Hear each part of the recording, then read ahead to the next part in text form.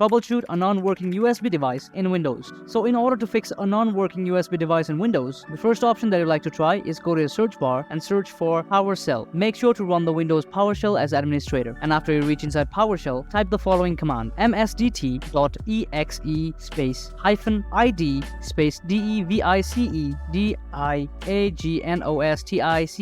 device diagnostics together, yeah? And after you do that, click on enter. What it will do is it will try to troubleshoot an error in your system. And after that, your non-working USB device should likely be fixed if there's a problem on the system. If that doesn't work out, then the next option to try out is go to the search bar and search for device manager. Go to the device manager, and after you do this, go to universal serial bus controllers option right here. Then if you have a corrupted USB device, then you'll see it right here. But the best option, what you can do is just right click on every of the USB device and click on update driver. After you do that, click on the second option right here, browse my computer for drivers, and then click on browse, and then you can simply choose the second option right here. Let me pick from the list, right? Click on it, and from the model section right here, you can see 2 or 3 models as well. Click on the first one and click on next. After that, your driver should likely be updated, and after you update a driver, make sure that you restart your PC. This option will likely work out, but if it doesn't, then you can try this last option right here. But if this option doesn't work out, then what you can do is go to the search bar and go to control panel, and after you go to control panel, go to power options right here, and then click on change when computer sleeps. Click on it, go to change advanced power settings, and if you have your USB connected, then you'll likely see an option called USB settings right here. Just double click on the USB settings and make sure that you disable the option. After you do that, then the problem that you're facing will likely be fixed. So that's how you do it. That's how you troubleshoot a non-working USB device in Windows. Hopefully I was able to help you out. Don't forget to like and subscribe. Thank you very much.